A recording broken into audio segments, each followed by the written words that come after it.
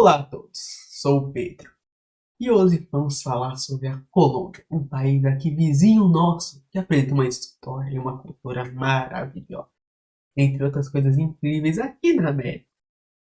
Então vamos começar desde cedo, o início de sua história.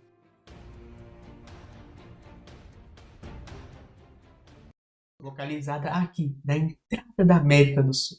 Ela foi crucial para a imigração dos povos indígenas do norte para o sul, sendo sua geografia, aliás, de extrema importância para o local de surgimento do Império Maia, porque, devido às cordilheiras, obrigou que os povos se movessem em direção ao litoral para que não enfrentasse as largas montanhas que ali se encontravam. Por ser a porta de entrada da América do Sul, a Colômbia recebeu inúmeros povos indígenas, a qual assentamentos descobertos foram documentados de 5.000 a 4.000 anos, ao qual se começaram a se desenvolver no período onde o sedentarismo começou e, por tabela, a agricultura. Esses povos viviam grandes anos lá, anos dourados, tirando os clássicos acontecimentos dos povos indígenas americanos, guerra, canibalismo, assassinato, rituais de sangue bizarros. Pode-se dizer que estava tudo ok?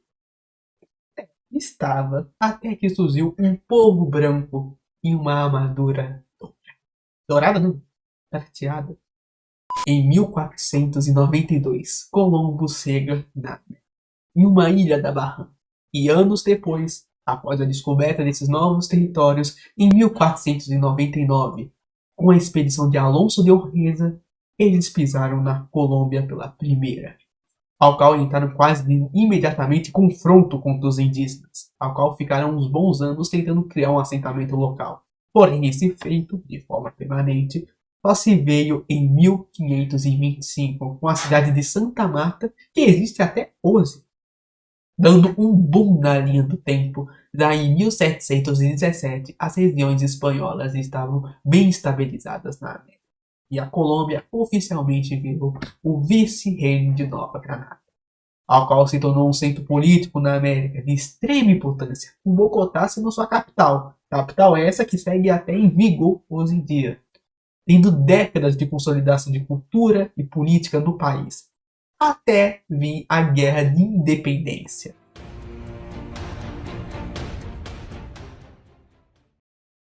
A Espanha não estava muito bem nas alturas lá para os anos 1800, especificamente em 1802 a 1815, quando rolou as Guerras Napoleônicas. Elas foram essenciais para a independência dos países espanhóis, pois além de influenciarem o movimento de fim contra a monarquia nas Américas, um exato movimento iluminista que aconteceu lá na França, as guerras napoleônicas deixou a Espanha e a Europa demais ocupados em seu próprio território, negligenciando os territórios afora, porque estava rolando uma guerra dentro de casa. Quando tem confusão dentro de casa, mal se pensa no que está lá fora, né? Sem a Espanha no jogo, ficou fácil para as regiões espanholas na América conseguirem independência. Então, já em 20 de julho de 1810, Colômbia declara independência da Espanha, mesmo com conflitos arrastados até 1825. E junto com diversas outras províncias espanholas, após inúmeras batalhas contra os espanhóis, ainda restantes na América, conquistaram sua independência. Colômbia esta que, após 1819, passa a se chamar de Grã Colômbia pelos historiadores. Há uma diferença entre esta da época com a atual Colômbia. A Colômbia já passava há muito tempo em intrigas internas entre os chamados federalistas e centralistas, desde a independência da Colômbia em 1810. Porém, todo esse confronto se explode e se identifica muito em 1831, quando tais diferenças entre os federalistas e centralistas levaram ao Estado da Grã Colômbia à dissolução, assim dando origem ao Equador, a Venezuela e à República de Nova Granada, Colômbia. Esse período foi muito estável.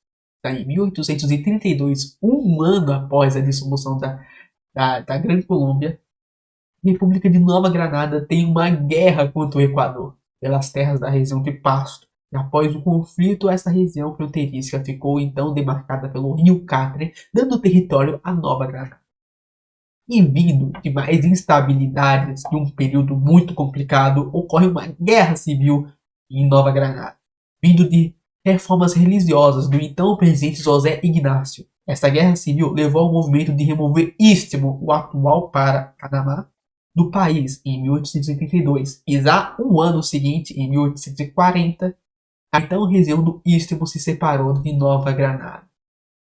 Uma coisa que não durou muito, porque já no ano seguinte, em um outro sinal de mais instabilidade local, o Istmo já retornou ao país, dando um fim a esse conflito. Vale ressaltar que já em 1848 foi criado os partidos Liberal e no ano seguinte o Conservador.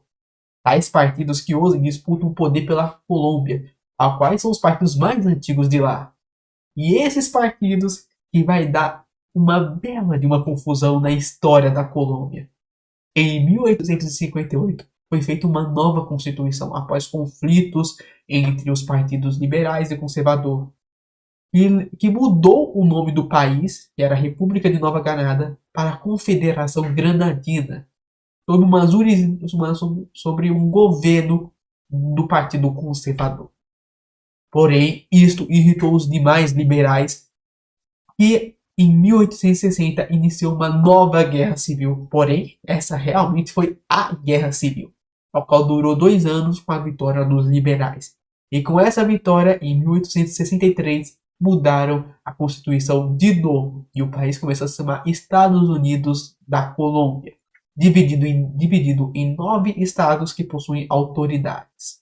Tal coisa que não durou, porque em 1886, depois de mais e mais conflitos entre liberais e conservadores, esse sistema foi abolido com uma nova constituição, formando então a República da Colômbia. Dando um salto no tempo, em 1891, dá para ver que na fronteira entre a Colômbia e a Venezuela está complicada, bem feia.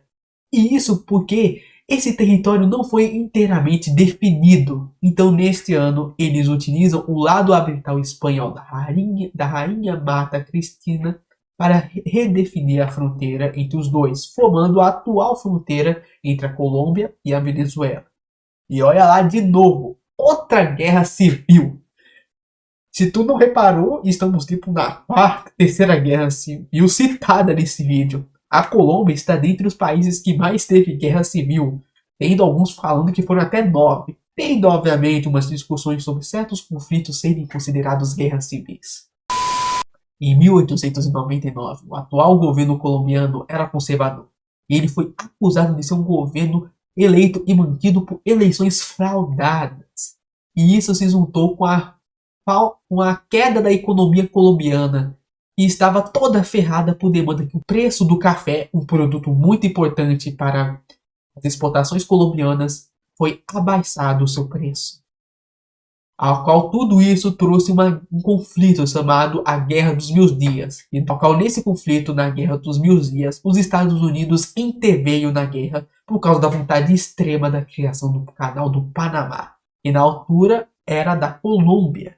Tal intervenção levou a mortes elevadas no conflito, que passou dos 100 mil mortos. E claro, no final desse conflito, o Panamá ficou independente, com a vitória dos Estados Unidos. A guerra ferrou demais a Colômbia e durou muitos anos para reconstruir vindo desse conflito, ao qual apenas o reconhecimento do país Panamá em 1921, a Colômbia finalmente ganhou um mínimo de indenização, 25 milhões de dólares pelos Estados Unidos. Ao qual vale citar que em 1922 foi assinado o Tratado de Salomão Lozano, que deu território à Colômbia, ao qual deixou o Peru um território tenebroso demais.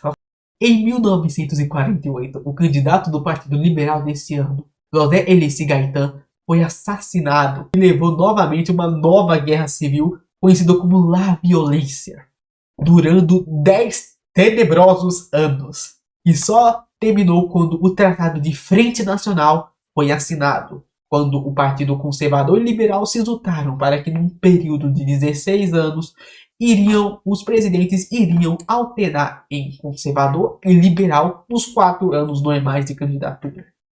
Assim terminando com a La Violência, um conflito terminado apenas em 58, ao qual, nesse mesmo ano, a Colômbia quis enviar reforços à Coreia durante a Guerra da Coreia. É um fato curioso a se citar. Os caras mal saíram de um conflito tenebroso e foram enviar soldados para lutar na Coreia. Sendo, aliás, o único país latino-americano a enviar soldados para lá. Tá, ok. Agora vamos dar uma pausa na história da Colômbia. Tá ficando longo demais, tá sugando muito tempo e ainda temos que falar sobre outros tópicos da Colômbia. Se vocês quiserem, eu posso fazer um vídeo, um vídeo grande sobre a história da Colômbia, porque tem muita coisa a citar. Infelizmente eu vou ter que parar nesse momento, que é o último enorme conflito que a Colômbia teve. Após passar um limpo na história da Colômbia, queria citar então as coisas culturais da Colômbia. A cultura colombiana, como a brasileira, possui muitas heranças, tanto europeias, tanto africanas e indígenas, com esses povos sendo os que mais influenciaram. E falando da influência indígena e africana, há músicas que contêm ambas as culturas, utilizando tambores africanos e gaitas indígenas. Esse estilo musical, música conhecida como cumbia e valaneto. Espero não ter marcado a pronúncia. E agora, chegando na parte boa. Ah, comida. Temos um tal de bandeira paisa. Um prato que contém feijão, arroz, ovos, torresmo e algumas versões vêm acompanhada com bife e banana. Olha, dentro desse prato. Vendo algumas imagens, nossa. E para os cafés da manhã colombianos temos o arepa, um tipo de bolo, pão de milho, e por umas imagens e alguns vídeos realmente parece bem delicioso. E parando, infelizmente, com a parte da comida, podemos citar algumas festas e tradições colombianas que ocorrem lá, como o Carnaval de Baracuio. Eu espero não ter matado você novamente. E podemos dizer que é um carnaval brasileiro com mais cores da diversidade, ao qual ocorre todo ano e é reconhecida mundialmente. E algo como uma festa tradicional, regional eu diria, ela ocorre mais forte na cidade de Medellín, Feira das Flores, um festival bem bonito, aliás, com diversos desfiles, com ponto central sendo as flores, o que é realmente bem lindo, vendo com algumas imagens e vídeos desse festival. Super recomendo você ver, realmente é bem bonito. Chegando em um clima bem apertado de Copa do Mundo, falaremos sobre a seleção de futebol colombiana bem brevemente. Ao qual, este ano, ela segue em uma boa posição, mesmo com 2014, sendo tecnicamente quando eles chegaram mais longe. Mas considerando que essa Copa teve mais times e mais negócios, uma oitavas de final foi realmente bom para a Colômbia, ao qual em 2014 chegou nas quartas. Ela atualmente passa por uma boa fase. A seleção meio que estreou muito cedo no futebol e não conquistou tantos feitos, ao qual realmente ela começou a se consolidar após os anos 2000, com 2014 sendo a melhor fase que eles tiveram. Bem, o que dizer das personalidades colombianas? Um país que a Pablo Escobar? Maravilhoso! Falando aqui sobre as personalidades colombianas, tem uma tal de Shakira, que deve ter feito umas músicas boas por aí, cara. Eu ouvi falar que tava na Copa. Qual pra ela, né? Nunca ouvi falar, mano. Deve ser um pace pequeno aí nas músicas. E saindo de futebol, também temos um jogador muito famoso colombiano, José Rodrigues, que é bem famoso por lá. E jogou nessa Copa do Mundo, tendo incríveis 5 jogos, 0 gols, 0 assistência. Mano, é brutal.